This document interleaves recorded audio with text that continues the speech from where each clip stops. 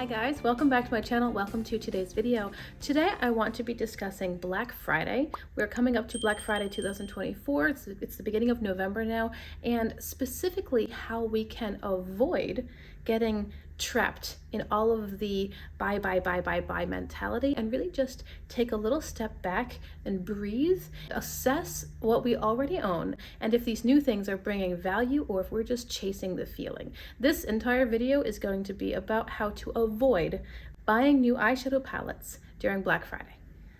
You guys may know that this is a topic which is rather frequently spoken of here on my channel. I try to keep my collection quite manageable, curated, joy-filled. If I find that there's a palette I just don't like anymore, or I'm not using, or I genuinely think someone else will enjoy it more, I'm happy to pass it along. I want to control myself, and I have found in my exploration of eyeshadow in general that this is an area which for some reason has a bit of a hold on me. I just really like eyeshadow palettes, and there's nothing wrong with that, but I have at various times spent money that I didn't have or didn't need to be spending just to get that excitement, just to get that thrill, that rush of, oh, something new and pretty is coming.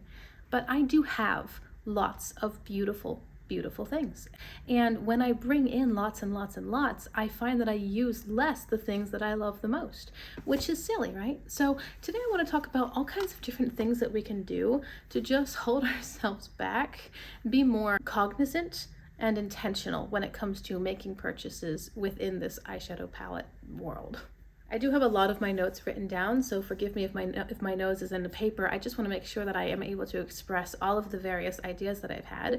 So first I want to talk about some ideas, some things that we can do with our current eyeshadow palette collection so that we can feel satisfied with what we already own and not be so drawn to go spend all our money getting new things when we might already have those things, or stuff that's comparable, or even stuff that we prefer, like better, formulas that we like better, packaging that we like better, brands that we'd rather support.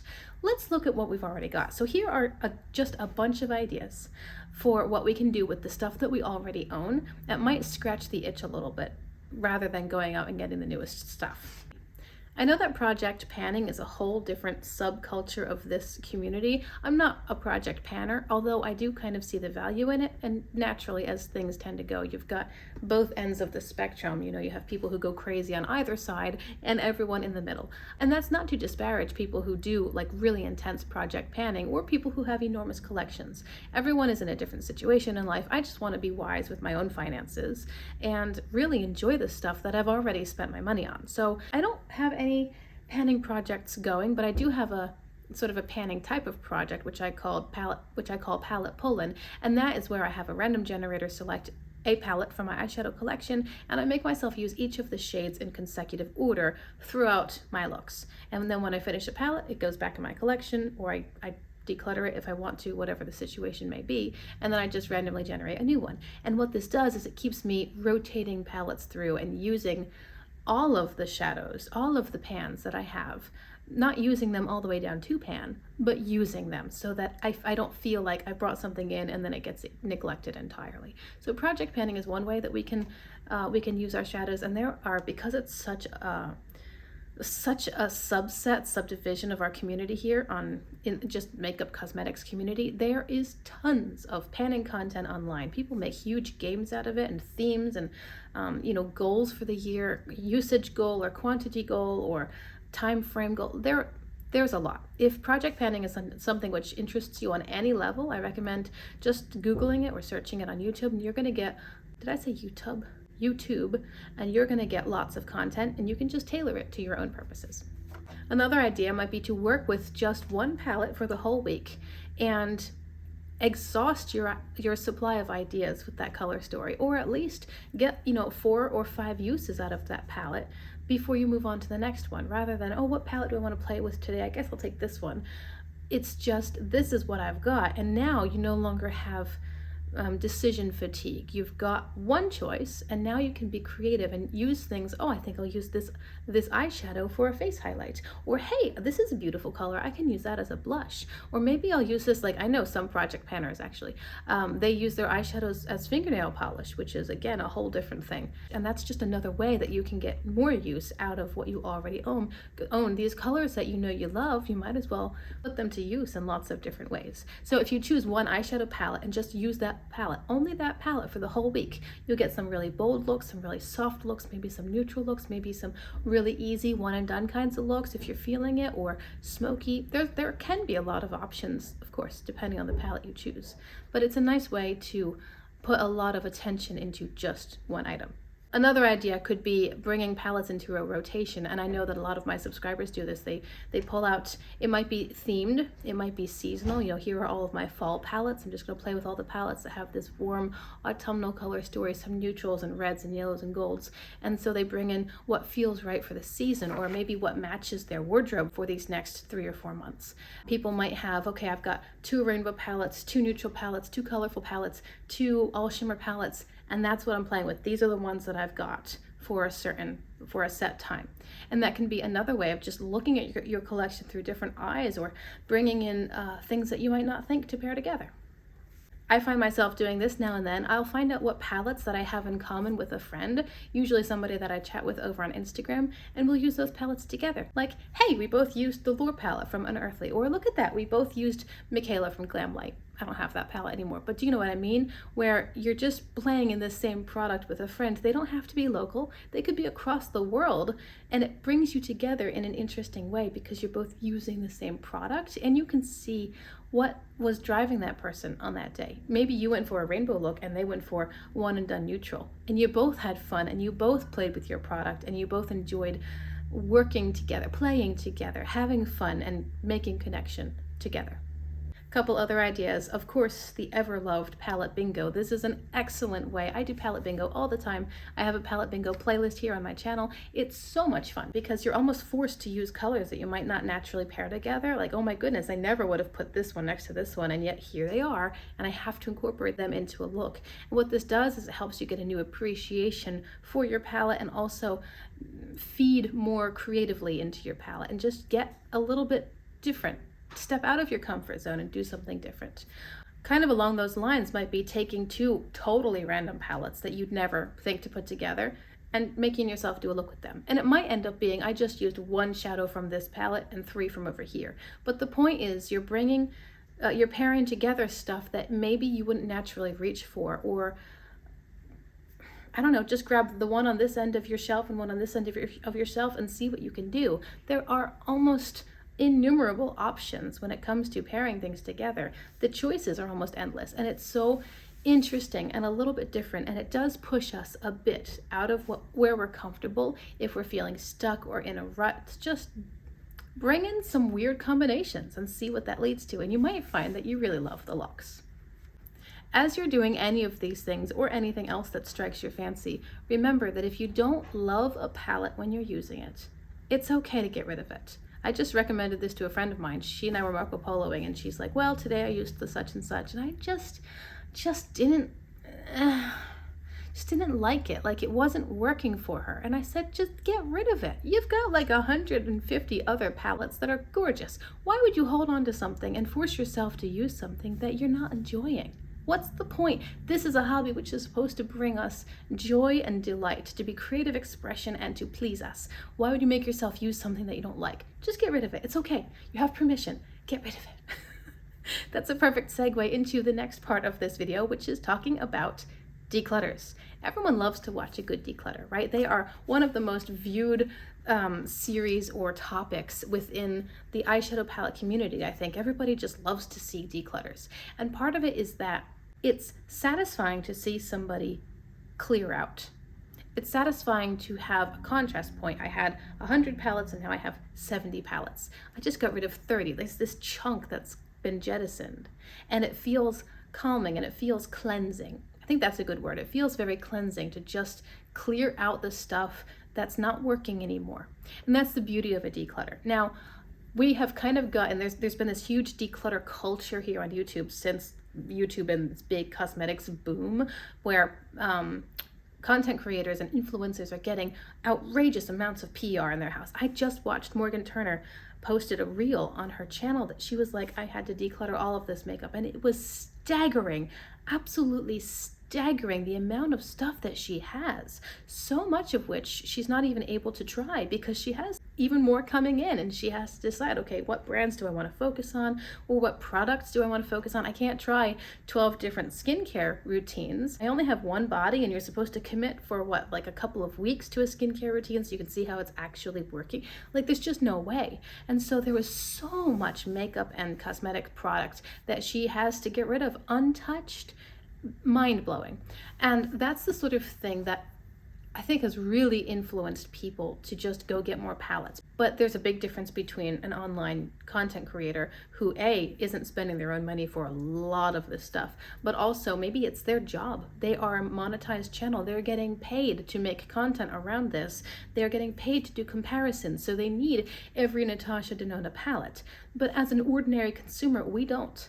And it's easy to get kind of wrapped up in this very highly consumeristic culture when the people that we're watching have so much. Well, I don't want to get too much into that. What I'm saying is decluttering can be a really useful thing. And one thing I've found as it relates back to Black Friday, I'm at the point now where I have gotten rid of enough palettes to recognize the pattern in myself. So when I see something new, I look at it and I think, how long will that please me before I can envision myself taking pictures and putting it up as a listing on Mercari with a description of the palette and the original price point and used in good condition, and like, is this the sort of thing that will really bring a lot of joy to me, where I can envision myself keeping it for quite some time? Or can I see myself in 6 months putting it up on Mercari and Poshmark? Because if that's the case, I know, like, nope, I'm good. I do not want to watch myself put that money out and then also watch myself try to recoup a percentage of it. I've gotten to the point where that's just annoying. Like, I just want to smack myself upside the head. Like, why did you do that? Why are you doing that? When you have such beautiful things, play with what you've got. So let's talk about some different ways that we can do a declutter, because it can feel like an overwhelming process. You know that it's easier to take on a big project when you do it in bite-sized pieces. Let's talk about bite-sized pieces. I'm going to read this from my notes because I like the way that I expressed it. Each day, pull 5 or 10 random palettes from your collection. Just grab a few. It doesn't have to be 5 or 10, depending on how many you have. But just grab some palettes from your collection, something that's a handful, something manageable. Just close your eyes and grab a bunch. Now open each palette, touch it, remember how it worked for you, assess it against your developed style and color preferences. If you find that you're still excited about that palette, or you remember, oh, hey, I dip into it frequently for a special or a favorite shade. I always use this as an inner corner highlight. Or I love that shimmer so much, I put it on my lower lash line all the time. Or this is my perfect smoky eye. If you're finding that to be the case, then keep it, because it's bringing you value, it's bringing you joy, it's bringing you purpose and delight. It fills a gap, it's being used. That's great. But if you find that it's more boring than not, maybe you never use it, you dislike the colors, or you dislike the formulas, or 50% of the palette just is like, or maybe you don't care about the brand anymore, or perhaps the packaging annoys you. It's a weird shape, it's hard to store, it's too thick, it's too thin, it's too big, it's too small. Any of these things, then get rid of it. It's okay, because especially if you have such a large collection that you're worried about overspending, or you want to do a declutter, or you're starting to think about panning, if you're to that point where you're starting to feel like your collection is more of a burden than a blessing, get rid of stuff and remember that what you still have is covering these bases, it's filling these gaps. It's still a good and beautiful collection. Now, if you have 35 green palettes, then maybe don't get rid of the only brown palette you have. But if you have 35 green palettes, maybe you should be focusing on decluttering that color because probably 3 or 4 green palettes would be enough, and you just want to keep your top favorite brand, color story, tones, packaging, formula, just the best of those green palettes. Some other suggestions when it comes to decluttering is just use a different palette each day and decide if you love it enough to keep it. Take this palette, use it, experience it, play with it, see how you like the final result, see how you like working with it. By the way, Today's eyeshadow look was filmed. I don't know if it's live on my channel by the time this video is going up. It depends on scheduling. But this is the Mighty Monster palette from Udenzai. And the reason I'm bringing this in now is because I love the final result, but I'm not happy with the way that the palette performed as far as actually using it. That was less of a good experience for me. And so that's something I need to consider when I'm looking at my collection. If I feel overwhelmed at any point, I'm gonna have to start pulling out the palettes that don't offer it all.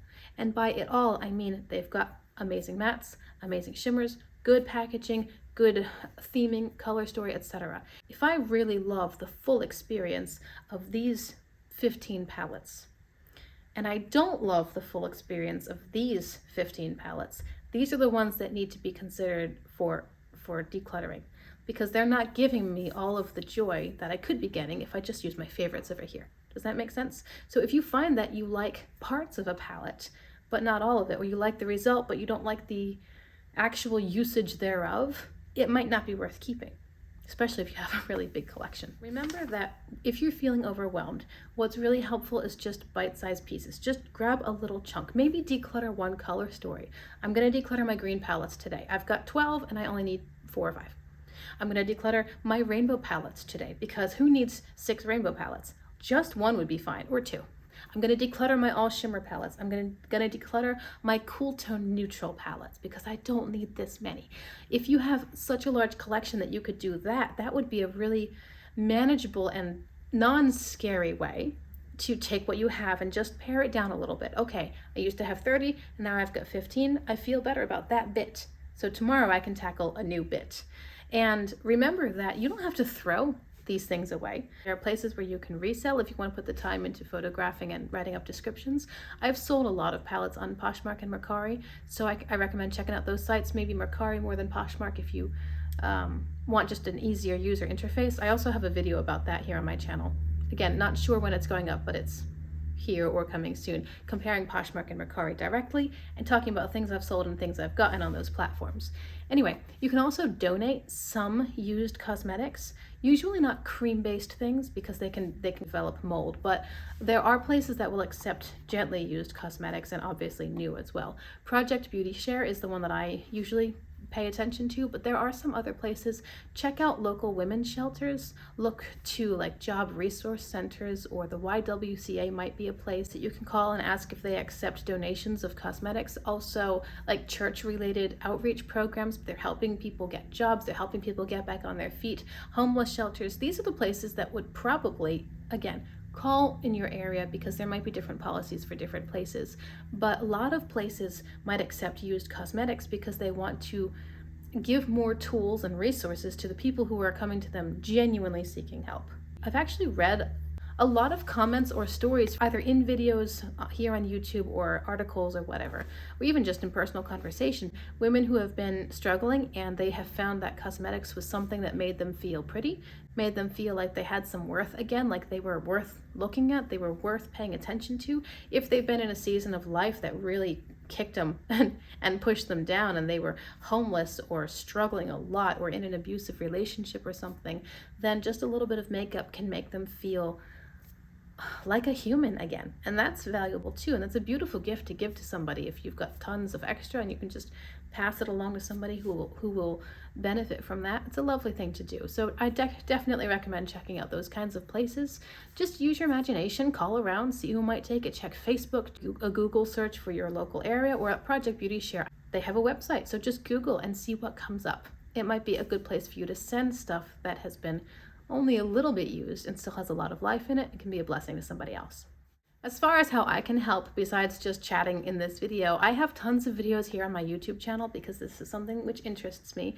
Lots of videos that can spark some inspiration for you when you are ready to play with what you already own. So I've got bingo, shop your stash, dupe the vibes, where I see a new palette and I try to kind of get the same sorts of looks from what I already own. I have Switched at Birth series on my channel here, 3 or 4 videos in that now. It's pretty new, but that's where I look at new releases and I say, hey guys, we already have this. It's very much like this palette that was released 2 years ago. It's very much like this palette that was released 3 months ago. You might already own this exact color story in something. I have a week of playlist here on my channel where I dedicate an entire week of uploads to just one palette. So you can get 4 or 5 looks with the Merry Christmas palette, 4 or 5 looks with the Michaela palette, 4 or 5 looks with the BH Naughty palette. A lot of my palettes are a little bit older, but they're still working, they're still beautiful, they're still quality, and I can get the same kinds of results. I also have an inspired by playlist here on my channel where I find some beautiful look on Instagram and I go, I can recreate that. And then I do, and I show it to you guys. And that's often like a shop my stash. I need this shade of green, so let's go dig around and look for it. It's fun, it's fulfilling, and it's using what I already have. I do have a series on my channel here, which is a little bit older. It's called Eye It or Buy It, and that's basically a new makeup sorry. I was sitting on my feet and they were falling asleep. But that's basically a new makeup releases. Now, I haven't done that in quite some time because life has just gotten busy in different ways. But also, for the most part, I'm in just a no-buy where I'm looking at things and going, that's beautiful, but I already have it, or that's beautiful, but it's too expensive, or that's beautiful, but I don't need it, or whatever. There's usually a reason why not. And I'm okay with that, because if I get to a certain point, I start feeling overrun by options and I feel paralyzed, and that sucks all my creativity away from me. I hope very much that this video has been helpful to you as you're looking at all the beautiful new things that have been released recently or are about to be revealed, and you're seeing, hey, there's gonna be a sale coming up, there are gonna be all these good deals. I get it.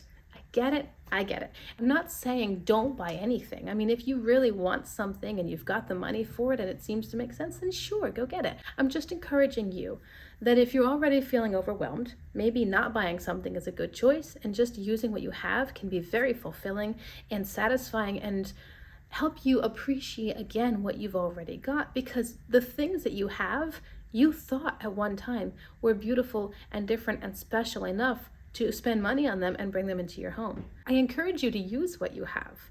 It's so easy to go panting after the new things. I understand, and I do that too. And maybe I'll use the Black Friday sale to get myself a Christmas gift or something, and then I can't play with it till Christmas time. That might be the case. I'm not saying that I'm not going to take advantage of any Black Friday sales, because it's a great time of year to shop. But if I get anything, it would most likely be something that I've been eyeing for a while. Oftentimes we buy as an impulse, and then we find that we didn't really like that thing or really need it. So if you can wait a while before purchasing, that's a really good way to just take a step back and breathe and assess whether you truly want the thing or if you just got caught up in the hype. If there's something that you've been eyeing for months, maybe that would be a good thing for you to grab during a good sale around Black Friday. But then just let it be that. Don't get all the other stuff, because the other stuff is new and exciting. It might be unnecessary as well. I hope I've made sense in this video. I really appreciate your time so much. Thank you for being here. Thank you for giving me some of your day. I would love to hear your thoughts and feedback and your own perspectives down in the comments. Usually when I make a chatty video like this, my subscribers jump on and give me new perspectives or thoughts that I hadn't considered, and I find that very useful and interesting, and I do appreciate it. Sometimes I'm just wrong, and I appreciate you guys being like, actually, Rachel, you've missed this key thing. But it's just nice to get a more it's nice to get other people's input, because that helps give everybody who's partaking in the conversation, everybody a more well-rounded experience. I really appreciate you guys very much. Perhaps you'll consider liking and subscribing if you haven't done so and you enjoy this content. Maybe you want to see more. Do check my description box for links and other suggestions, and I look forward to talking with you all in my next video. Bye.